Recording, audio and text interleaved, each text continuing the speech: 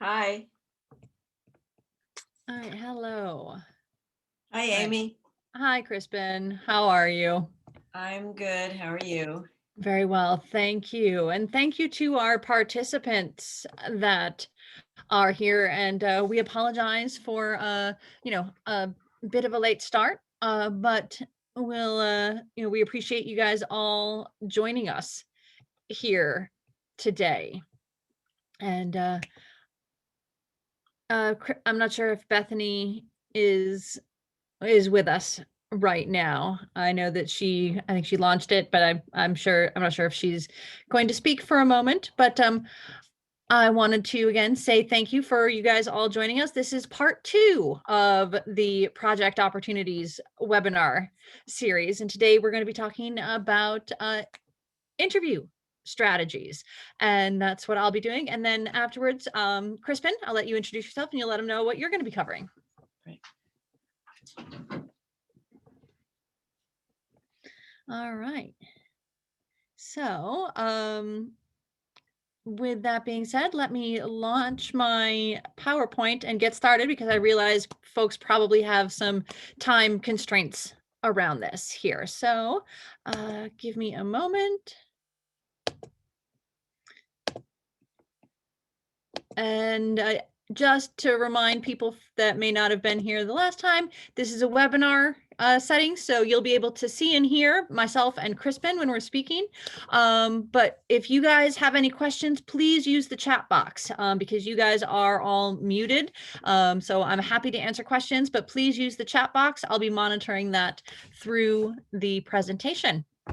And so this is all about the interview. Yesterday or Tuesday was about the resume, which is designed to get you to this point. So this is tips and techniques for before, during, and after the interview. And one of the first things I always like to tell people, interviews are nerve-wracking. They're a little bit scary. People are concerned, right? But I want to let people know one very important thing about an interview. If you've gotten the interview, all right, you are already doing well, right? Companies don't interview candidates that they do not think will be worthwhile. They don't have the time to waste. So if you've got the interview, that means that the employer currently thinks there is something worthwhile and there's something worth hiring that you have to offer. Right? So keep that in mind. You have something to offer. It's all about being able to communicate that in the interview. So today we're going to talk about preparation before the interview, and that's where most of this stuff happens, all about preparation. We're going to talk about in the moment, what to do during the interview, and of course, following up. All right, so prepping for the interview, you will discuss here and you will know how to research the company and the position. Doing the research makes it possible for you to give good answers to the questions. All right. Now, an interview is not an interrogation, right? They're not just asking you questions. You have the opportunity to ask questions as well, right? So you should have some idea of what you might ask them during the interview. Right? We're going to talk about an elevator pitch, kind of an introduction, a 30-second elevator pitch and how you can use it in an interview. And we'll talk a little bit about some typical and common interview questions that people see frequently. And there's a method to help you design impressive answers, right? It's called the STAR technique, and we'll go over that. And of course, how to just make a positive impression, right? That's what it boils down to. How to say something and make a positive impression and have them remember you. All right, so preparation before the interview. All right, rule number 1, all right, research. All right, know something about the company, and very importantly, know as much as you can about the position, about the job requirements, right? Because this is what they're going to be asking about primarily. They are concerned with what do you know about the company? What do you know about the job? And what do you bring to the table? What can you do? right? So do research. We'll talk about how to do that. Have some questions, right? What do you want to know about the job? What do you want to know about the company? What do you want to know about your teammates there? What do you want to know about your supervisor there? These are questions that you might have. These are pretty common questions when people think about going to a new job. What's it going to be like? What am I going to be expected of? You can ask these questions, right? And elevator pitches, introductions, good ones don't just happen, right? People design them, people rehearse them, people write them out, people memorize them. There's all kinds of things that you can do. How can you make a good first impression? All right. An impressive elevator pitch introduction goes a long way, but they don't come up, you don't have them off the top of your head, right?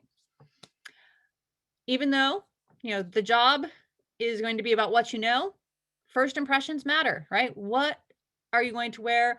How are you going to prepare? What are how are you going to get there? What, all of these pieces matter.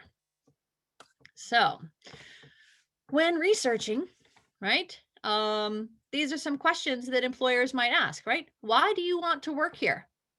All right. And so you should know something about the company, right? What is it about the company that people find valuable? What is it about the company that you like, right? There's people hire and employers hire individuals that, share some common interests, right? So, we all try to find jobs because we need the money. We got bills to pay, right? But that's not the answer that an employer is looking for, right? They want to know that you're motivated and interested in more than just the paycheck, right? Other questions, other things that you can learn about, right? What are some of the skills that someone needs in order to be a good, cashier, a good line cook, a good, store associate, a good, landscape architect. I don't know, right? A good veterinary technician. Every single one of these jobs has different skills, different requirements, right? So you might want to think about, what do these require? Some of these might require a lot of customer service and interpersonal interaction. Some of them might not. Some of them might require some clever problem solving. Some of them might require good teamwork skills, right? So these are questions that the employer might ask you.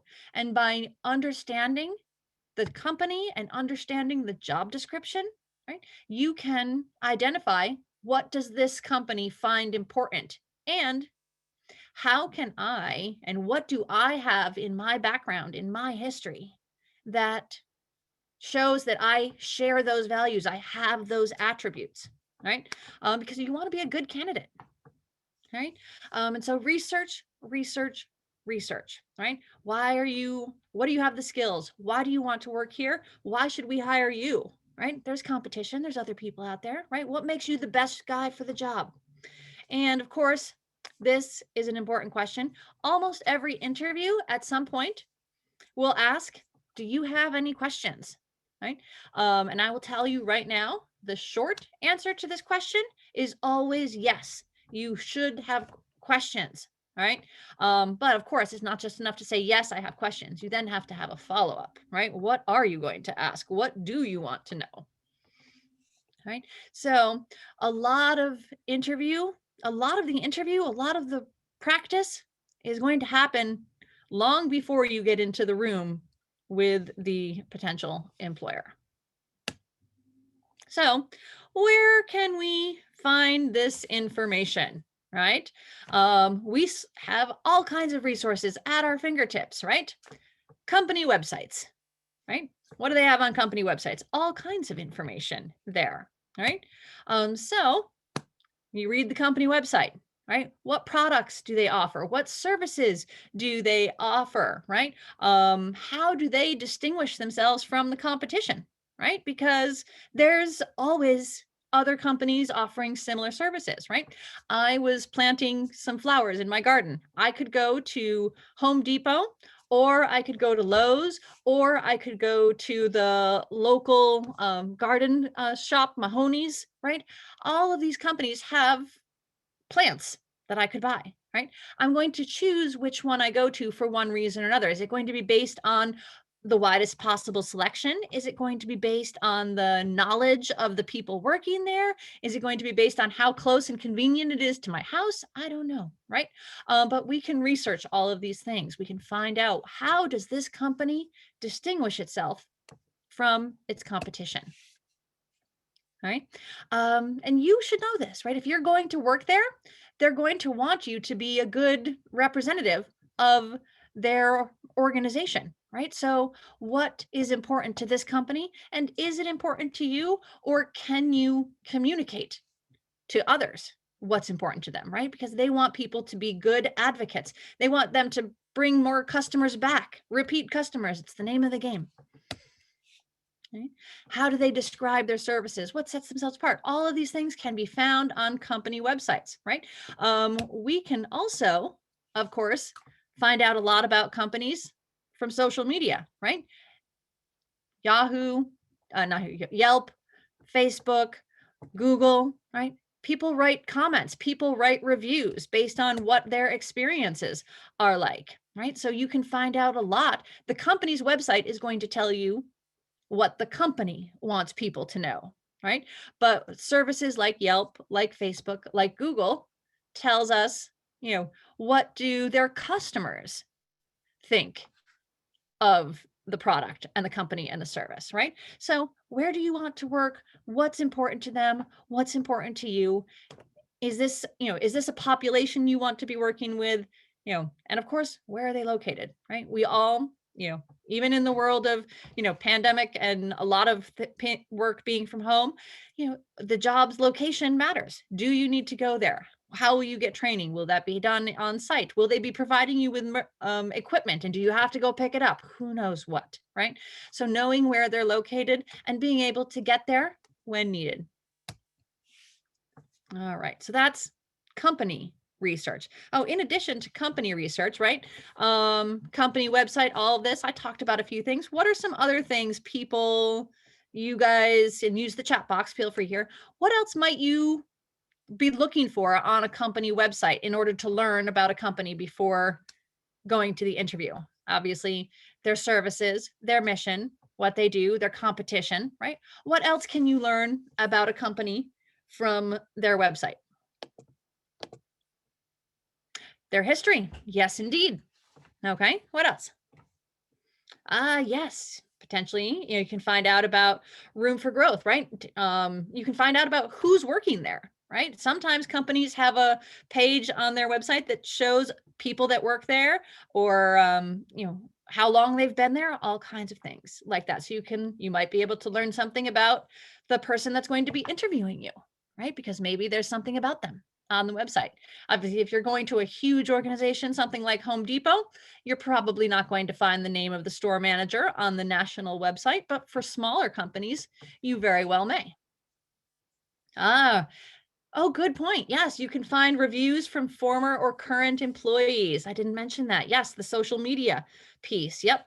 There's websites like salary.com and Glassdoor, where people talk about what it's like to be an employee of that organization. Resources like Facebook can also have that kind of information, or Twitter, right? There's a lot of places where you can find information about a company. Right? Great suggestions, guys. Thank you. So, right? So we know about the company, right? And that's an important piece. But then, right, what are you going to be doing, or what are you interviewing for at this company, right? Are you going to be a landscaper? Are you going to be a line cook? Are you going to be a veterinary technician? Are you going to be a cashier? Who knows, right? There's all kinds of jobs out there, right? So what's in the job description, right? Because clearly they're going to ask you about the requirements in the job description. So take a close look at it, right? What are the skills and qualities that seem to be important, right? And how do you figure out what they consider to be important in a job description, right? And then, of course, do you have those skills or attributes? All right. All right, job descriptions, right? We've all seen job descriptions out there. Um, how do you figure out what's important in a job description?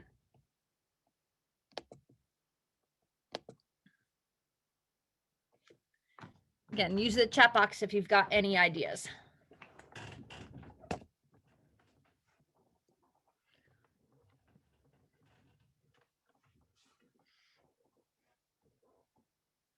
Any thoughts? All right. No worries, no worries. So I will let you know one of the places where you can find what's important, all right, in the job description. Almost every job description has a section that's usually labeled as requirements or key attributes or key requirements or essential requirements.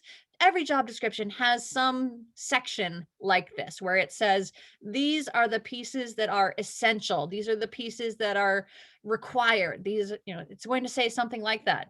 Now, if you take a close look at that job description, every job description is going to have different requirements, right? So take a look at those key requirements, take a look at those essential pieces, and think about what examples can I give from my experience, from my life, that demonstrate I have these essential qualities for this job.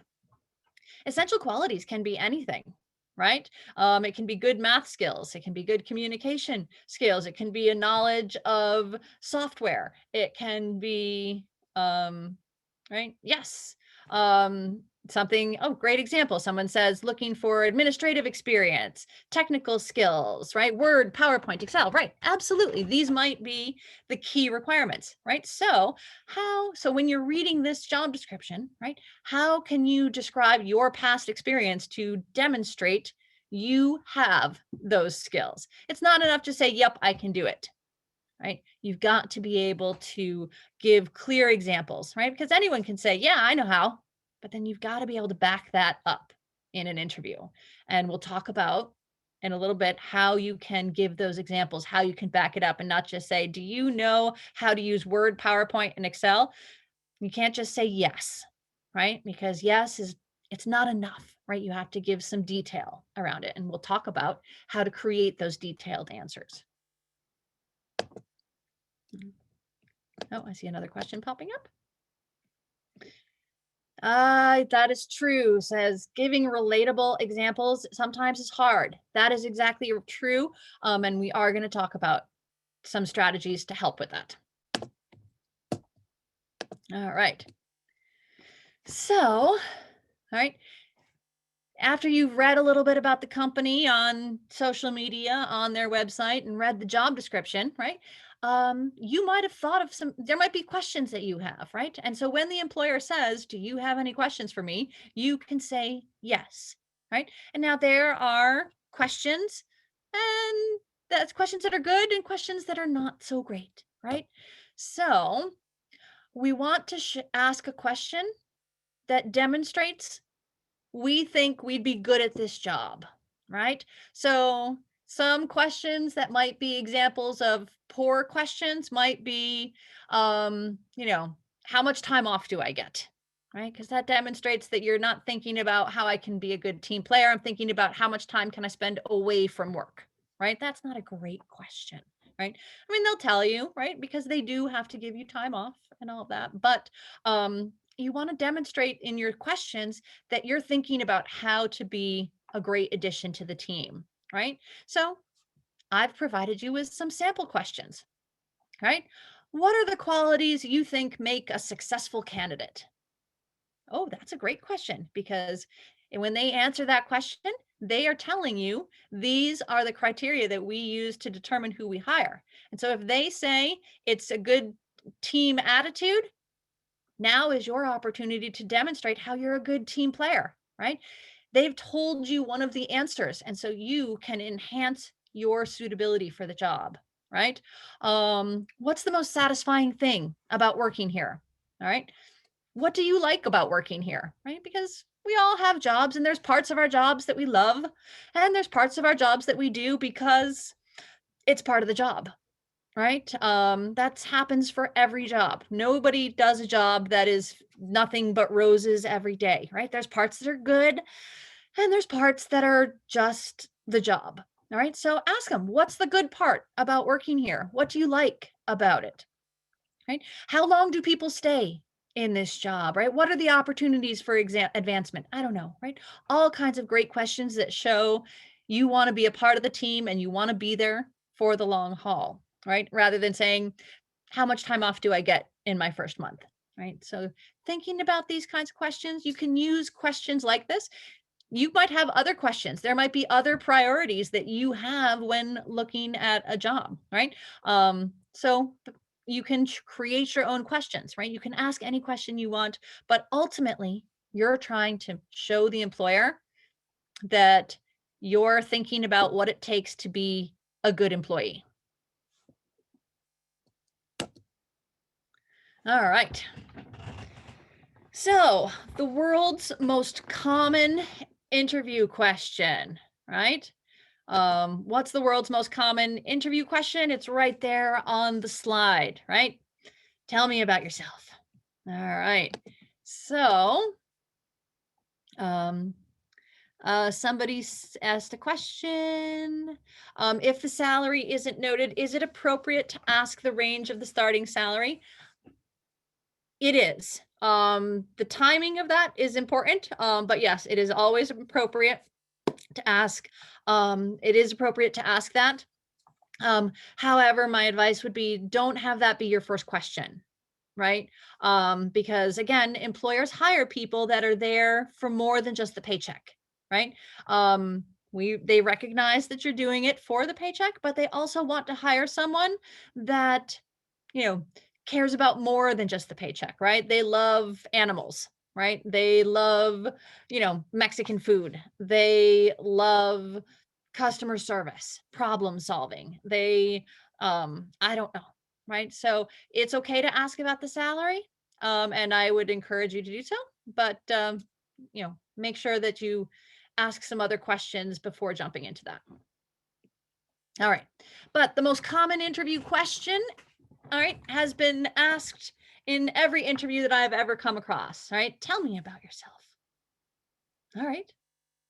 And we're going to go through some strategies on creating an answer to this question. But the thing I want you guys to know right now is this question, right? I've written it up here the way we all get it in the interview, right? They say, tell me about yourself. But there's a second half to this question that's not being spoken aloud. Okay. These Anyone have an idea? Oh, somebody's this is a hard question to answer, right? So the second half to this question, right? It's not just tell me about yourself, right? Because the employer doesn't want to know about your family. The employer doesn't want to know about your pet. The employer doesn't want to know about how had a birthday party recently, right? There's a second half to this question, and the second half is tell me about yourself as it relates to this job, right? Because they're interviewing you to be whatever it is you're going to be. Are you going to be working in a warehouse? Are you going to be working in a restaurant? Are you going to be working, outside doing construction work? I don't know, right? So the second half to this question is the important part. Tell me about yourself as it relates to this job. Okay. So this is why it's important to know the job description. All right. And so someone has a question, what are your biggest weaknesses? We'll get to that in just a bit. All right. So tell me about yourself as it relates to the job, right? Not about your pets, not about your favorite book, right? It's about what can you do at work, right? So tell me about yourself. Tell me about your work history. All right. So, right. When answering this question, all right, You want to stick to the professional aspects, right? Not about your birthday, not about your family. You do not, you want to stay positive. Always be positive in an interview. All right. No speaking negatively about past coworkers, about past jobs, about past employers or managers. All right. Always be positive. And you can use this, all right, to explain career changes or gaps in your work history if you want to. There's other times and places you can do it as well, but this might be a time to bring it up if it's something that you're concerned about, if it's something that's clearly going to be asked, right? So let's talk about how can you put together this answer, this introduction, this elevator pitch, right? Tell me about yourself as it relates to the job. All right. So, um, it's going to get, again, you're going to talk about your career goals, right? Your relevant experience, your relevant knowledge, right? And spend some time thinking about it, practice it, write it down, try, telling it to your friends, telling it to your mother, who knows what, right?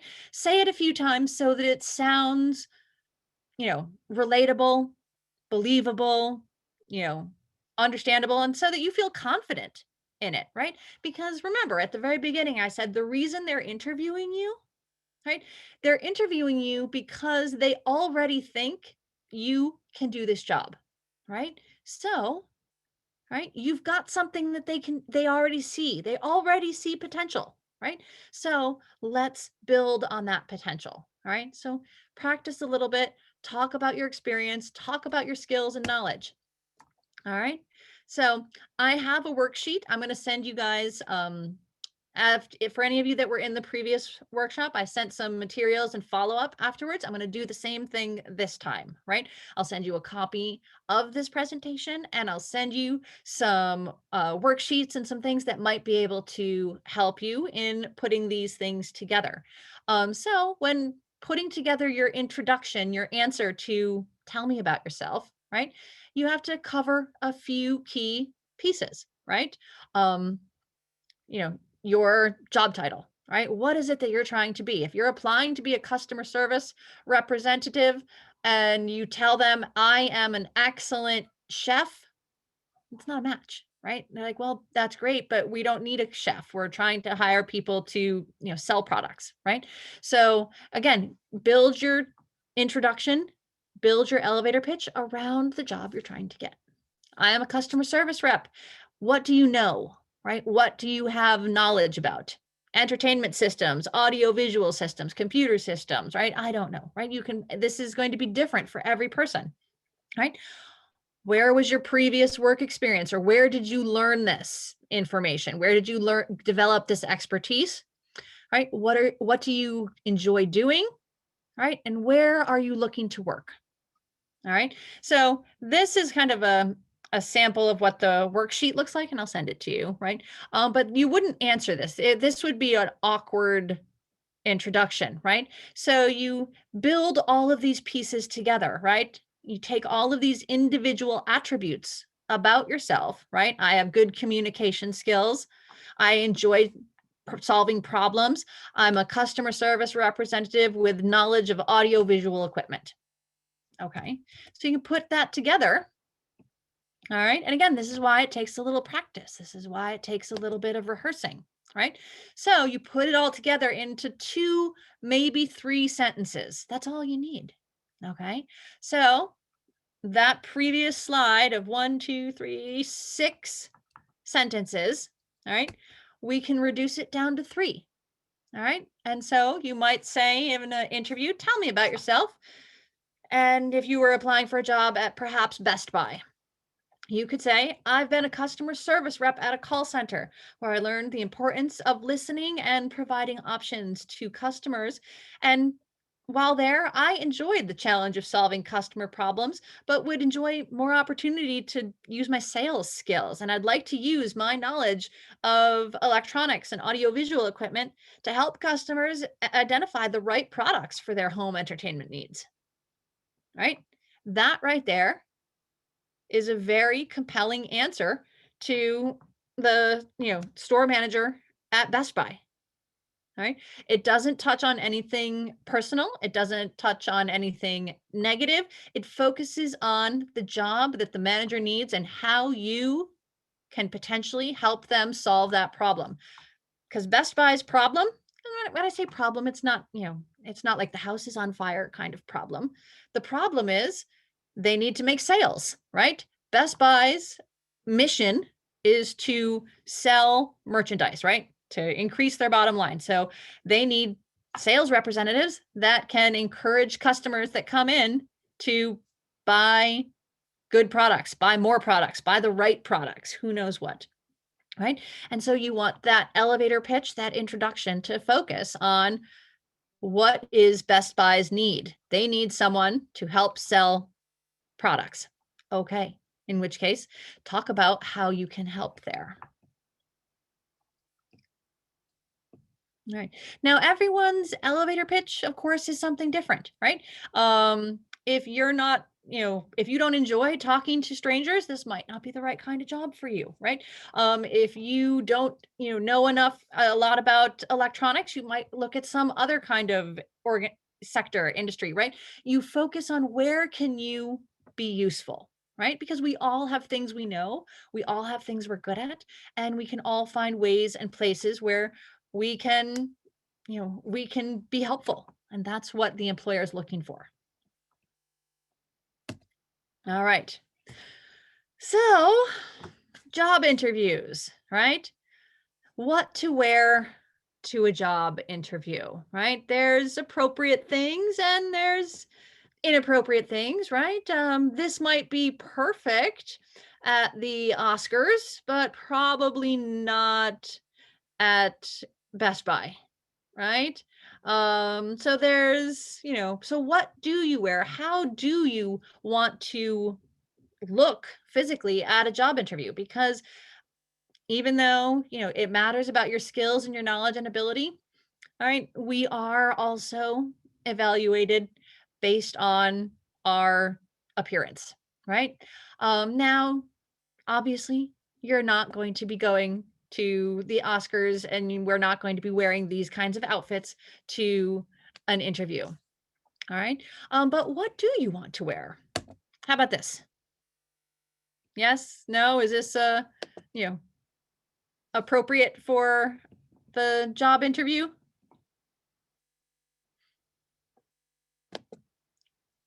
It's definitely not as formal as the previous outfit. But probably not the okay thing to wear to an interview either. And it probably might be a little too casual, right? So that's for the ladies.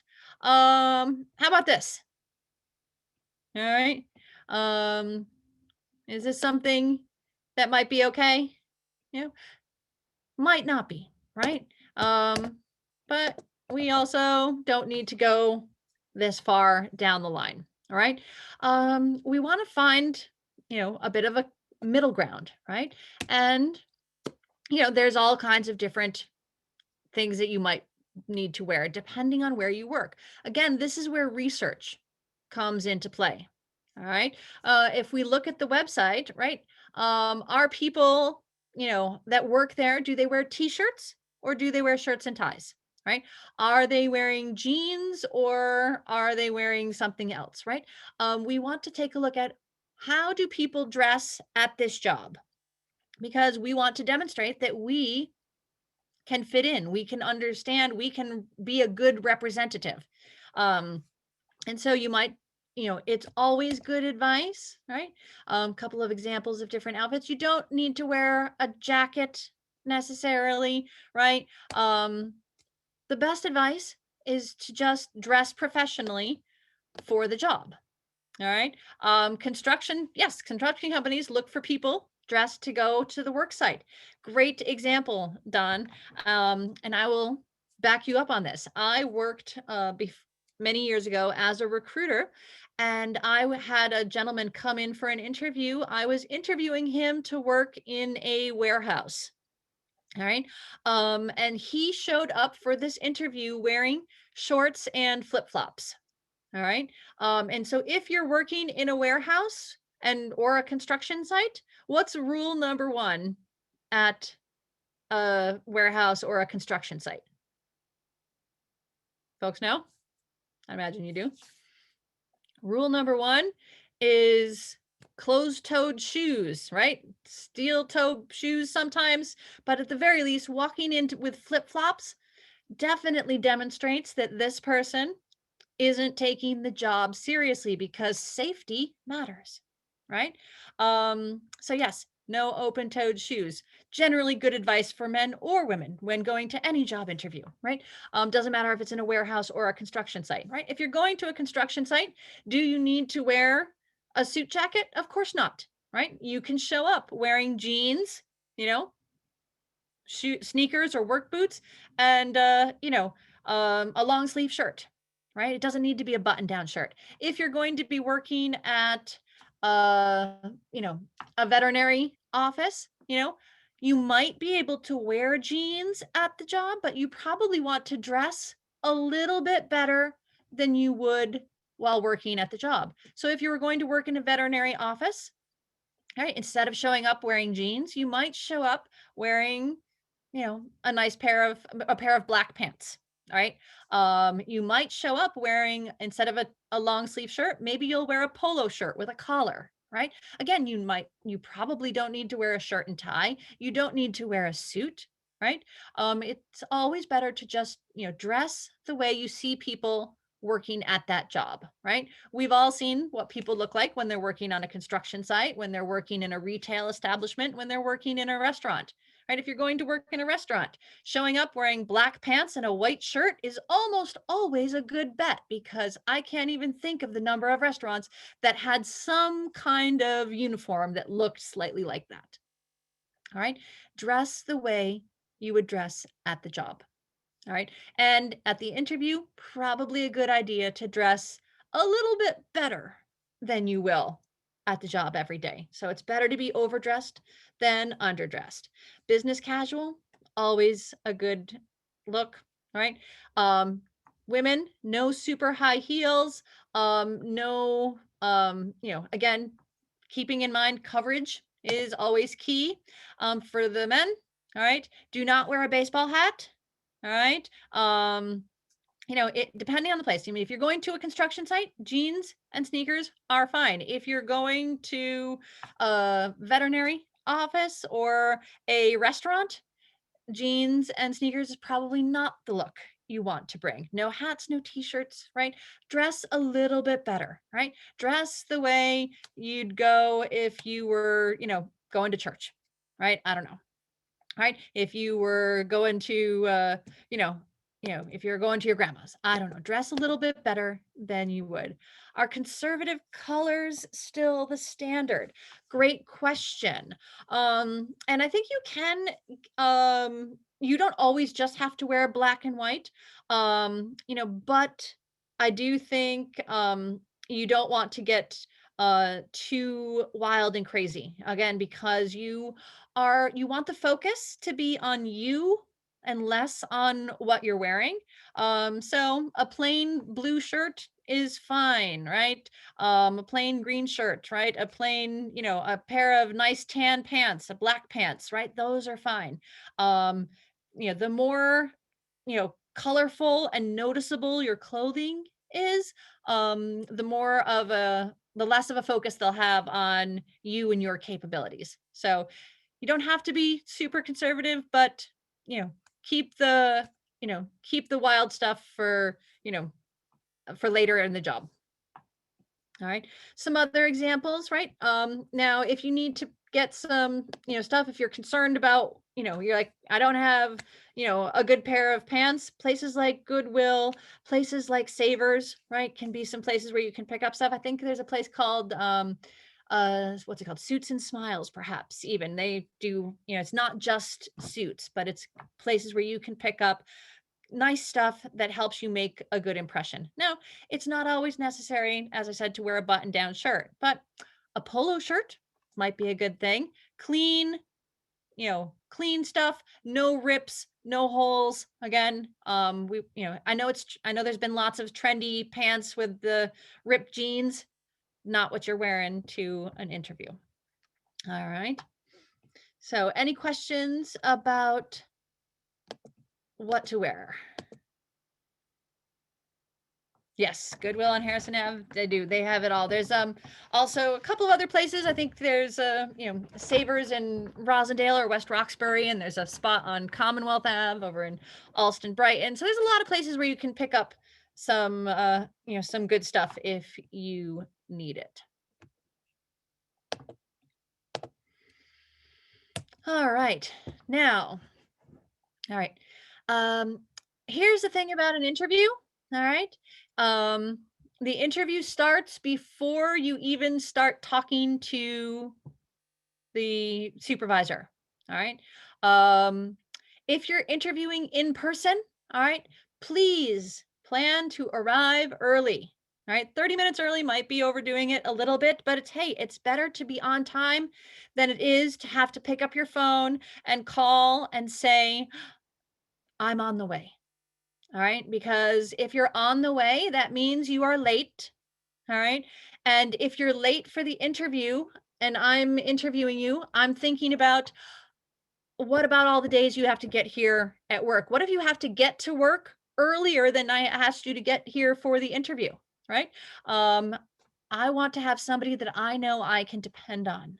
All right. So get there, on time. And, it's a cliche, but it's true, and, your grandfather probably said it, right?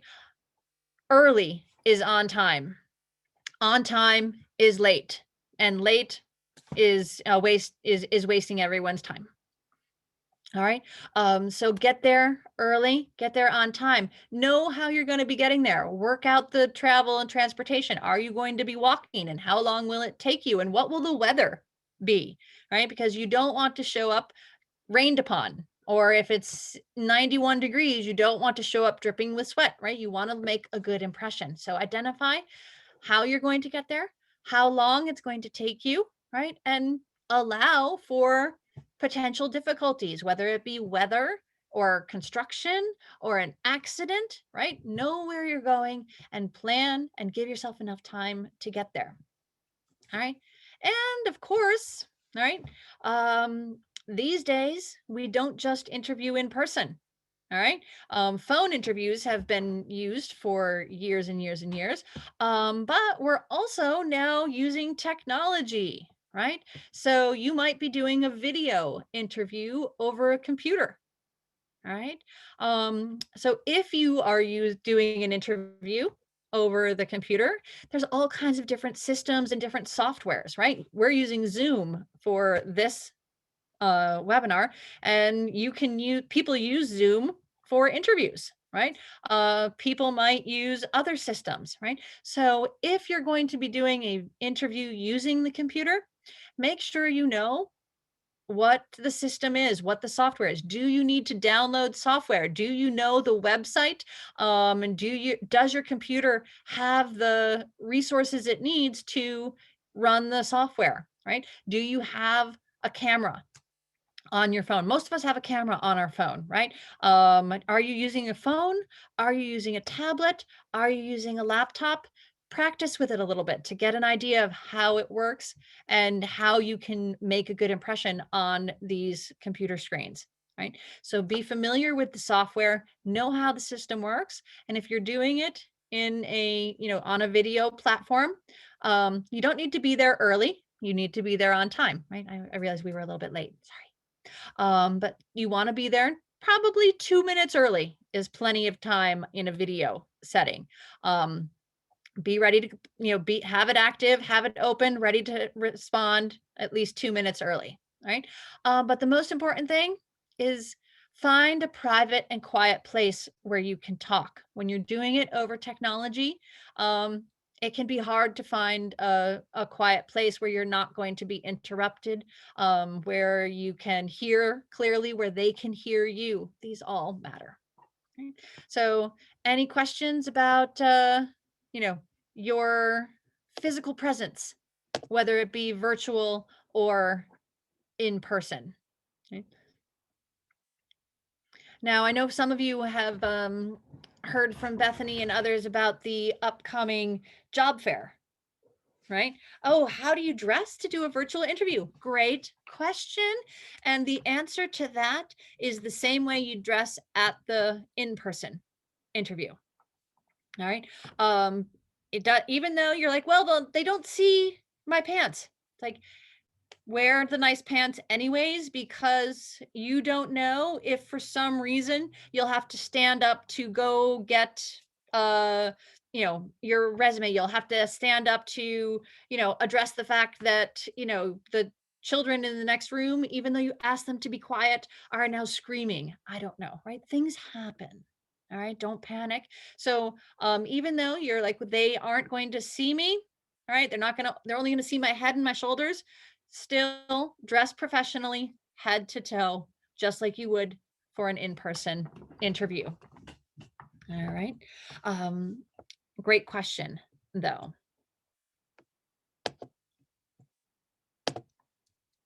All right. So, doing this research and doing this preparation, it's a lot, I know, right? But honestly, being prepared like this helps, right? It helps you sound more professional. It helps you sound more capable. It helps you sound more confident. And people that are capable and confident and professional are the people that get hired, right? So know what you're going to say. Know and practice your elevator pitch. Have that answer. Tell me about yourself, right? Identify in the job description what are the key requirements, and can I give an example of one or two ways that I have those key requirements? All right. So do a little practice, do a little preparation, right? Talk to other people, right? Saying it out loud, it might help as opposed to just thinking about it in your head. All right. And try to get a good night's rest. All right. Don't be cramming all the way up until the last possible second. All right. I know you're going to be nervous, right? Everyone gets nervous before an interview, even the people that are interviewing you sometimes. All right. So try to get a good night's rest. All right. Do your research, do your preparation, and then be confident that you'll do a good job, right? Because they're interviewing you because they think you'll do a good job. All right. So try to make a good impression. All right. So, all right, again, getting there early, all right?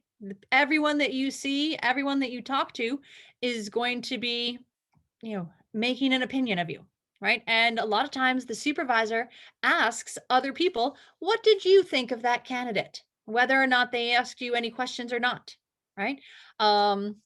Interviewers know in the first minute if they're going to hire someone, right? When I had that gentleman come in wearing shorts and flip-flops, how long did it take me to know whether or not I was hiring that person?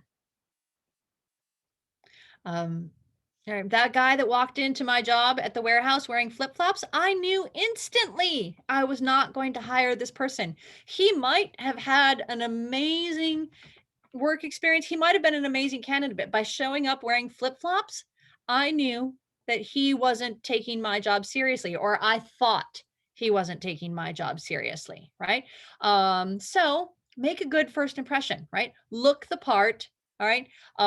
Be polite, make a positive impression on everyone. Do you have to prepare differently for virtual interviews? Only in the extent that, again, you dress the same. And the thing to bear in mind with the in-person, the technology interview is that you're interacting through the computer screen, right? Make sure that you've got your camera set up the best way and the lights set up the best way so that people can see you and see you clearly, right? That's one of the things to keep in mind there. That's the only real difference. The questions are going to be the same. Just be prepared and, interact and pay attention in a virtual interview. The biggest challenge is, again, the technology. And so take some time to prepare with the technology. All right. So body language here. This is also something that implies in a virtual interview, right? sit up straight. All right.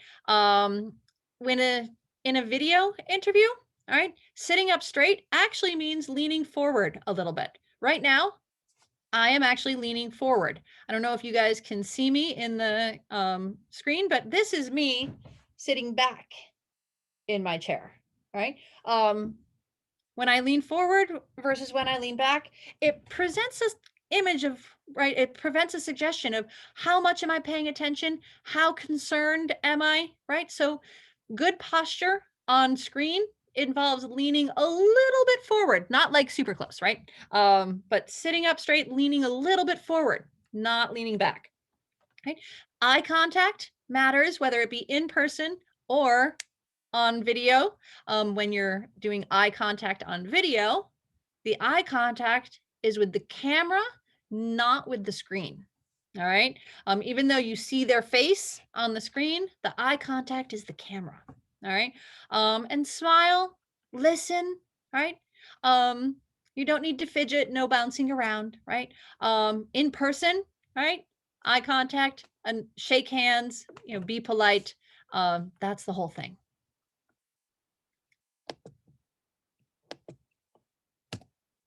So, some other interview questions, right? Getting prepared, how to, what are they going to ask, right? And this is one of the questions that somebody asked earlier, right? Greatest strength, greatest weakness, right? Why should we hire you, right? Because there's competition. You are probably not the only person they're interviewing for the job, right? And so this is, here are some common questions and some ways to have a good answer, right? It's not why should we hire you? You can say I'm a hard worker. That's a good thing, right? But that's not enough, right? There's a lot of hard workers out there. I need the job because I got bills to pay. That's not enough either, right? Tell them that you're a hard worker and that you share common interests, right? You love, technology and audiovisual equipment. You love animals, Mexican food, I don't know what, customer service, whatever it might be. What is it about you that makes you a great candidate for the job? And it's not enough just to say hardworking, right? It's you've got to bring something a little bit more. All right. Strengths, weaknesses. All right. Your greatest strength, again, the second half of this question is always strengths related to the job. Okay. You might have, all kinds of great accomplishments, but if they're not going to be useful at the job, many years ago, I worked as a lifeguard, right? It was my job through high school and college, and even a little bit after college, I was a lifeguard.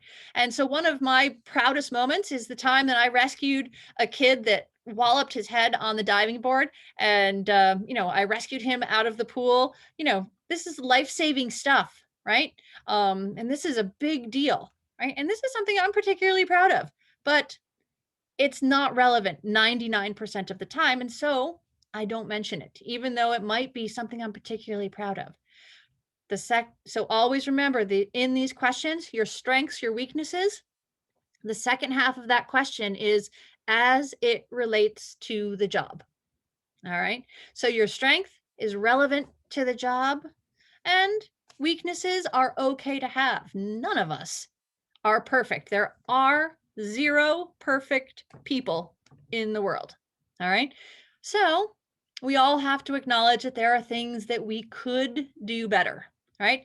I struggle with organization. Right. And so I can mention that and talk about not just I struggle with organization, that's a weakness. I will follow it up by saying what it is that I do to keep myself organized. Right. I use my calendar religiously. All right. If it's on my Outlook calendar or my, Google private calendar, it gets done. If it's not on my calendar, it gets forgotten. Right. So I use that calendar all the time. That's how I stay organized. Right. So it's a weakness, but I also talk about how I am, taking actions to work on that weakness. And you can do that too. So you can address strengths as they relate to the job, and you can address a weakness that you are working to improve, right? But again, you want these weaknesses to end on a positive note. All right. Other common interview questions, right? Gaps in employment history, right? These happen to thousands of people all the time, and they happen for different reasons, right?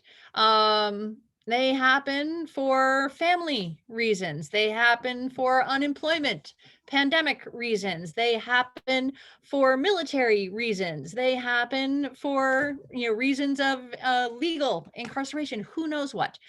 People have gaps in their work history, right? So having a gap is not disqualifying, right? Remember, they're interviewing you, even though they probably have seen on your resume, there is a gap, but that hasn't stopped them from interviewing you because they still think you could do a good job. So explain this gap in your employment history. All right. Rule number 1, all right, be honest, be tactful, and short, right? Do not go into a long story about how it happened and what happened and, the circumstances behind it and what might have been unfair or, who knows what, right? Or who else was involved. None of that matters, right? You want to be very, very brief, right? Honest, tactful, and brief. Okay. Another way to approach it, and actually use these two together, is what we call the sandwich strategy. All right. Emphasize a positive. All right. Address the negative. Right. And then back to the positive. All right. So I have a gap in my employment history. All right. In 2007, I had my son. Right. So I took some time out from work. Right. So that's fine. And then when I was ready to go back to work in 2009, there was a worldwide recession, right? The mortgage economy, real estate, everything collapsed. And so I was unable to go back to work. So I was out of work for several years, right? So I can, use the sandwich strategy. Yes, I was out of work for a number of years. During that time, I used my time to learn XYZ. I shifted my career, started focusing less on being a recruiter and focusing more on being a career counselor, advising individuals that were struggling to return to work. Right.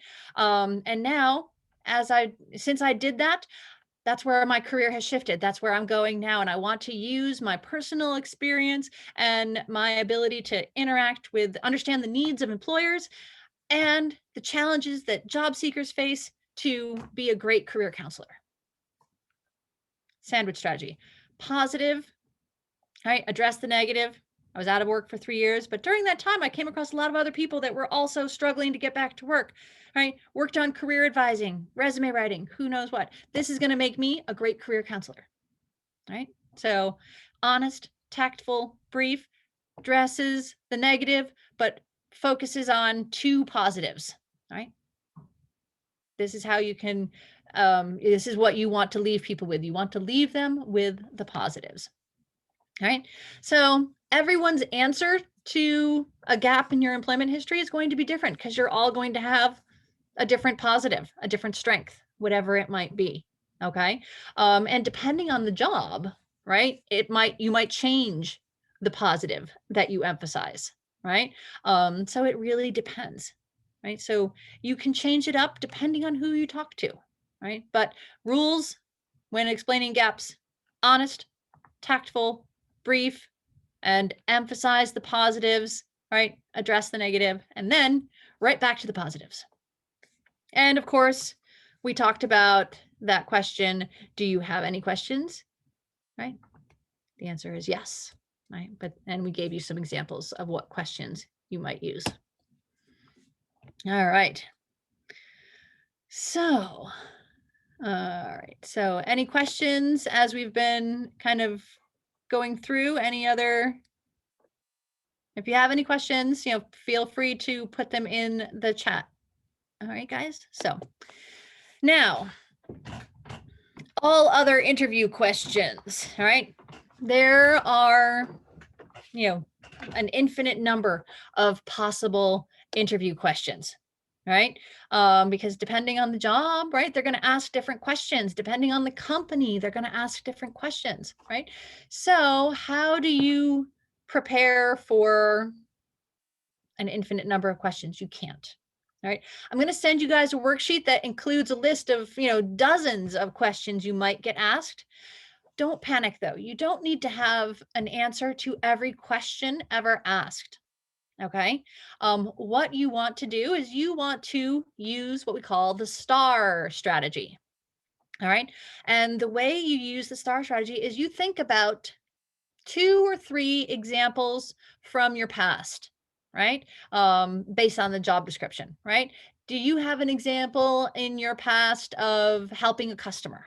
Do you have an example in your past of solving a particularly difficult problem? Do you have an example in your past of getting along with someone on your team that you might not like all that well? Right? Who knows what, right? Teamwork, you find examples from your past, right? Um, and then you're going to use these examples in your answers in your interview because you'll have these answers prepared. So use the STAR strategy. STAR, S for situation, who was involved, when and where did this happen, right? You don't need excessive amounts of detail, right? You don't need to say on May 6th at 2 o'clock in the afternoon, no, that's too specific, right? You can be more general, right? When I was a lifeguard, right? When I was a recruiter, when I was X, all right, I did this, right? So what needed to be done? The task, right? Something needed to be done. When I was a lifeguard, I needed to maintain safety at the pool. Okay. Um, how did it, and this was a challenge because when kids were at the pool, what did they want to do? They wanted to run, right? They wanted to shove each other. They wanted to play and fight, right? But I couldn't let that happen, right? So that was the situation. Task, what needed to be done? Action, right? I have kids that are running around, they want to have a good time, and I want them to be safe, right? So, action, what did I do? Right? I would set up the rules when the kids came in every day. These are the rules. And if you break the rules, this is what will happen. And this is where you will go. If you break the rules, more than 3 times, you will not be allowed to come back tomorrow. Who knows what, right? You would have a plan, you'd have an action. This is the most detailed part, right? And results, right? Results are positive outcomes, right? At my pool, there was very few injuries, right? And the kids all managed to have a good time. That's all, right? So you can use this framework, this format to help you develop answers to questions, to examples of your successes in the past. And then when employers ask you about, how did you manage difficult situations, I can talk about the kids that, wanted to run and shove and fight and potentially get injured, right? How did I manage that situation? Right. Or maybe I'll talk about how one of the kids got particularly angry when I made him go sit in timeout. Right. Who knows? Right. I'll talk about that. And then how did I manage it? And his parents came over and wanted to know why they couldn't come back tomorrow. I don't know. Right. How can I can use these examples, right? How did I manage this? I have the example ready because I've thought about it and I've prepared things that make me sound confident, capable, right, and a good fit for the job.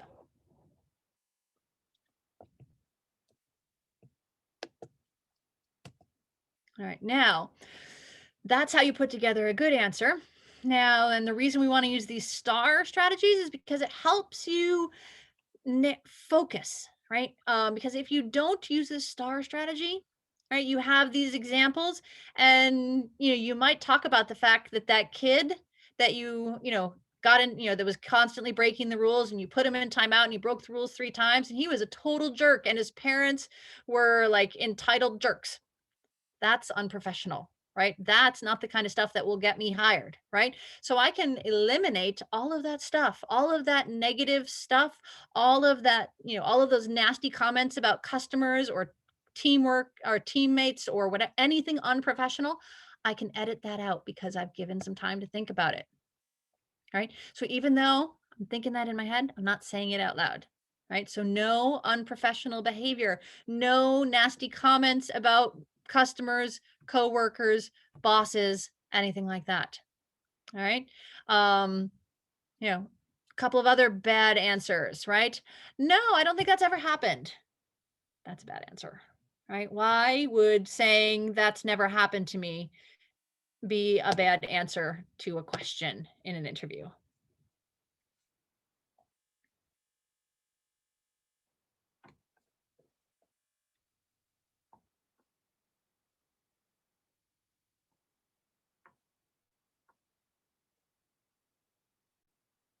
Well, in general, when people are interviewing, when they're asking you questions, um, these questions are usually focused on things that you are actually going to have to do or circumstances that might actually happen, right? Because that's what they're trying to figure out.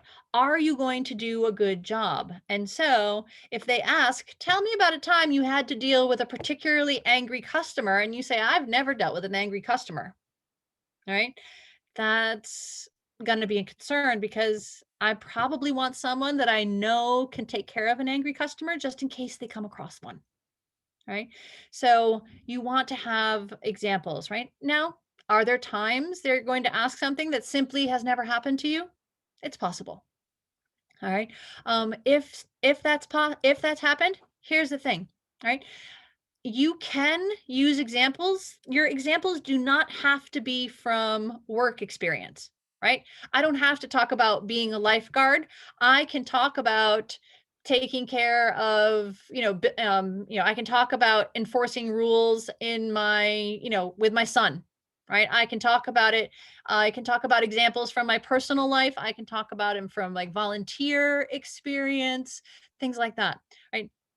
Employers like it when you can make examples from jobs, but if you can't think of an example at the job, right? Try to think of an example outside of the job, right? Interactions with, friends, family, team members, who knows what, right? So, we want to have this in here, right? We want to know that you are going to do a good job, right? So we want to hear that you're going to be a good team player, right? You're going to be working with others, right? So are there any indications that you don't work well with others? Are there any indications that you lose your cool, right? Are there any indications that you're rude to customers? I don't know, right? These are things that are going to be red flags for employers, right? So we want to take a look at these things and make sure when we're putting together our answers, right, we are putting ourselves in the best possible light.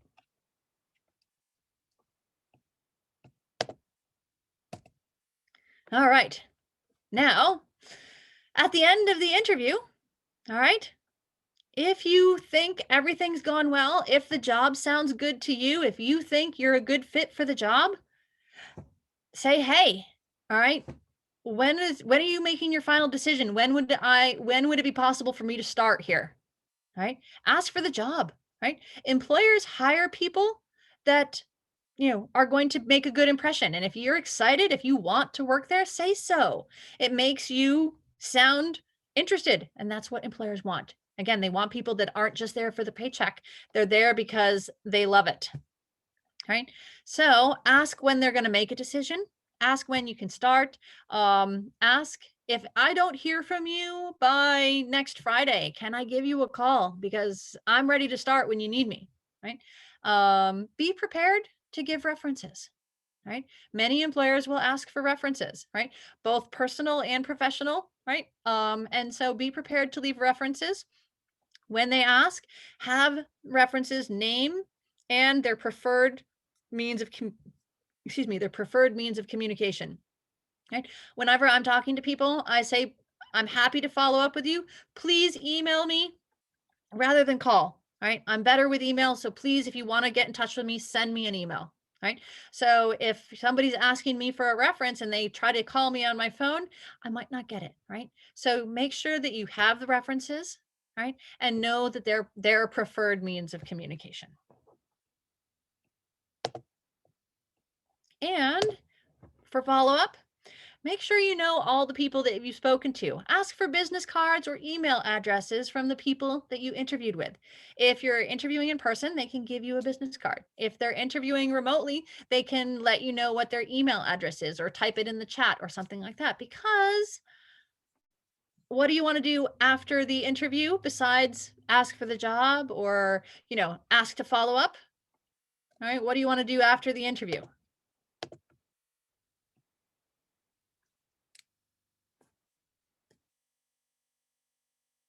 This one should be a little bit easier. What should you do after the interview?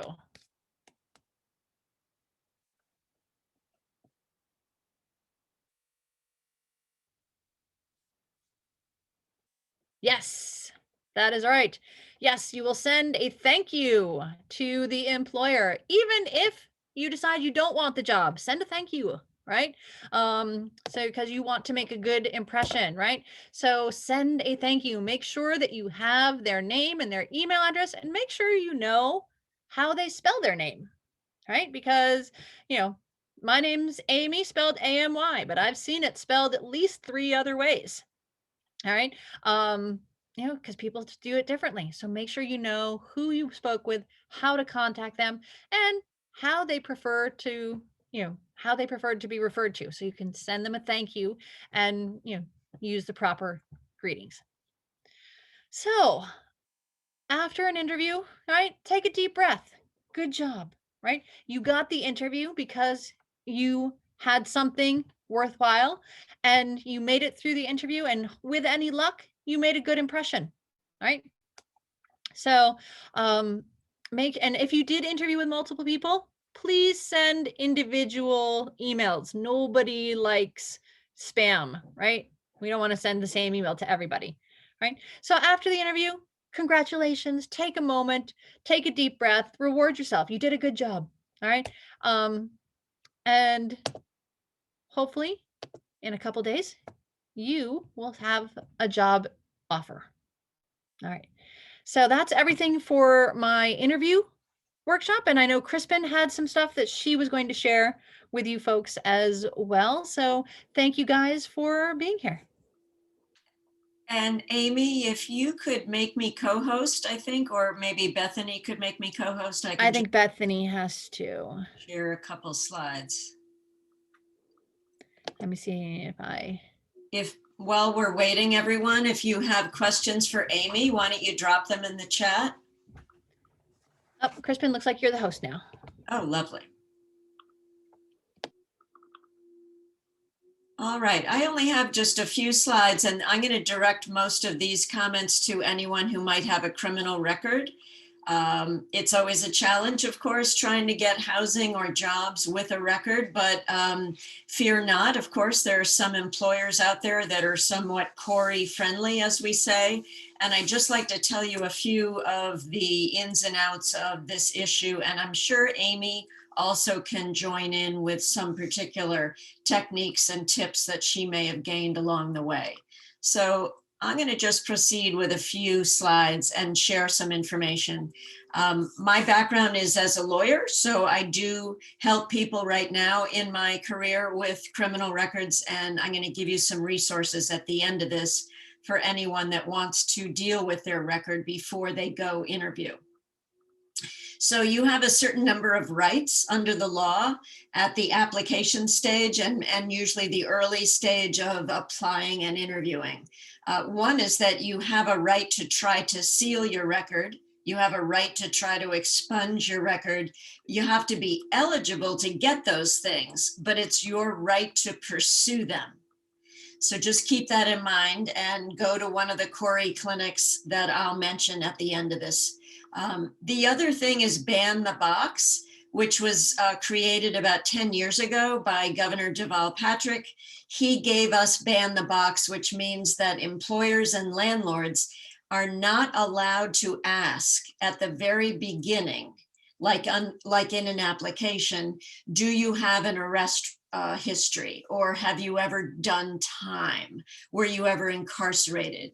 Have you ever been convicted of a felony? That's all sort of the same insidious question to try to weed out, as they might say, or create two different piles of applications. It's illegal. As of 2010, it's illegal to ask that question because it's so discriminatory. There were people, if honest, would never even get in the door to be interviewed. So you don't have to answer these questions. They should not be on the application, and we'd love for you to know how to report it if there is an issue, and I'll tell you that in a minute. You also are not required to supply a copy of your own CORI when you apply for a job. This is highly illegal, and there are employers and landlords who try to skirt this issue and ignore the law by asking people to bring their own CORI. So please be aware that that's an illegal practice. You do not have to do it. And again, I'll share with you how to report this bad behavior by certain employers. You also are allowed to say, I have no record, meaning no criminal record, if you've sealed or expunged everything on your record. The caution note is if I have 5 things on my record and I'm able to seal 4 of them, I'm pretty happy because most of it's going to be hidden by sealing, but the 5th thing would be visible. So I really cannot say I have no record, even though I've sealed 4 out of 5, because I don't want to be caught in a lie. And Amy may have mentioned this, but the worst thing I think is for the employer, potential employer, to get some impression that you might be lying, and therefore they don't want to bring you into their shop because they won't be able to fully trust you once you arrive. So just be aware that if everything is sealed, if everything is expunged, you're able to say, I have no record. And when the employer does a background check, the result from that will come back, no record to report. So if you're denied that job or even denied housing, which isn't this seminar, but if you're denied by either an employer or a landlord, you have a right under the law for them to tell you whether or not your CORI was part of the denial. So it's just fairness, it's just sheer notice. They have to tell you. So if there's a wonderful new Amazon warehouse in Brockton and everybody wants to rush down there and get that job because they hope it's well paid, maybe the applicant doesn't have forklift experience and that's required. Well, maybe the person wasn't hired because they don't have the right skill set, but they also have a larceny out of Boston. So the issue is, if CORI is even a part of the denial, then you have to be told. That allows you to get the copy of the CORI that they used, and you can look at it. And if there's an error in the CORI that they used, you have an opportunity under the law to go correct your record. So if they didn't give me the job because of a larceny, and I look at the copy they used, and I see that it says that I had a larceny out of Chelsea District Court, but I've never been to Chelsea. I can't have a larceny out of Chelsea. I've never been there. Then they have to give you an opportunity to correct your record. And then they have to make the decision all over after rerunning your CORI and getting an up-to-date record to use to judge you or do their background check. So those are your rights. Now, if you ever encountered a violation of those rights, I want you to know that you have certain places you can go to try to report the violation or even fix it. The first is the agency that runs CORI, and their long name is abbreviated here on the first line of this slide. It's Criminal Justice Information Services.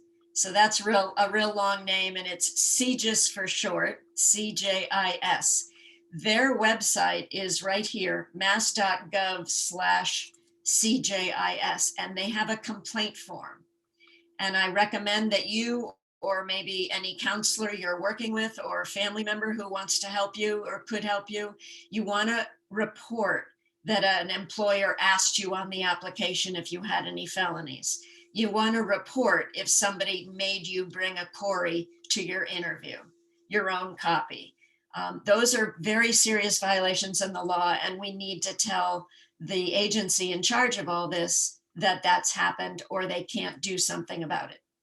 The other thing is that if you feel you were discriminated against in the way you were treated in the job application or interview, or maybe the fact that you weren't hired, if it was based on your race or age or gender, ethnicity, religion, sexual orientation, whether you've sealed a record, whether you've expunged a record, that would be discrimination potentially under our anti-discrimination law.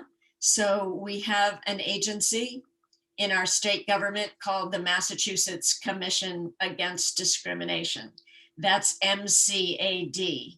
You can go to them either in person, obviously, or on the phone or on their website, and you don't need a lawyer to report that you think you were discriminated against. So that's an important agency to know about. The name again is the Massachusetts Commission Against Discrimination. And then these bottom two bullets, you may have a wrongful failure to hire lawsuit, or you may have a wrongful termination lawsuit, just a civil lawsuit against an employer. I'm going to give you the way you can possibly get a lawyer who might be able to help you with something like that. And then finally, every once in a while, we see people in the clinic I work in who really can muster an argument about a gap in their resume, or maybe the fact that they did time, and really want a chance to call that employer back. Even though I didn't get hired, can I have 5 minutes of your time? Can you just talk to me on the phone really briefly? I know you're busy, but I would just love to explain my record or my background check that you did on me, and the fact that I'm perfect for your job. I have such great skills. I know I was obviously there's a gap because I was incarcerated, but while I was inside, I got some community college classes under my belt, or I engaged in a counseling program, or I beat my addiction by going to one of the AA or NA groups while I was in prison, or I learned a trade. And here's my certificate that I graduated from that trade program, and now I'm out and I'm sober and I'm ready to go, and I would be perfect for your company. So if you would just listen and maybe give me a second chance, it would be wonderful. So that's not going to work for everyone, but it works for some people. So you could work with a family member or a counselor to try to figure out what are the ways you can distinguish yourself from your record or from your gap in your resume, and talk about who you are now, and be very positive about what you have to offer, and use some of the techniques that Amy already shared with us. So the last slide is this one, I believe, and it's our resources slide. I'm sure Bethany in another second is going to talk to us about Project Opportunity if you haven't already heard about it. But through Project Opportunity, there's a clinic that I supervise, and we help people for free with their criminal records. So the way you can sign up for that CORI clinic is through the Project Opportunity website or through the Lawyers Clearinghouse website. And they're the ones who partner with the city on our free CORI clinic. So we would love to see you and look at your CORI with you and think about whether you're eligible to do sealing or expungement. The other three resources at the bottom are a referral service through the Mass Bar or the Boston Bar. You could ask them for a lawyer for free or for a very reduced fee for something like an employment lawsuit. And then finally, just please be aware there is the Massachusetts Commission Against Discrimination. If in fact you feel like you were discriminated against, they're a great resource to know about. You do not need a lawyer to go there. And I promise Bethany and Amy that I will share my slides with them so they can help distribute them to all of you. So I wish you all the best. Hopefully this is a great job market to be out in. And I think both Amy and I would welcome any questions you have. And Bethany probably has a few things to say as well. Thanks, everyone.